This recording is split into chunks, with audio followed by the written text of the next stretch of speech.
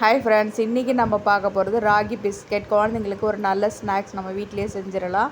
50 gram butter எடுத்து உருக்கி எடுத்துங்க. 3/4 கப்பு நாட்டு சர்க்கரை, ஒரு ஏலக்காய் நல்லா மிக்சியில் போட்டு பவுட்ரு பண்ணி எடுத்துருங்க.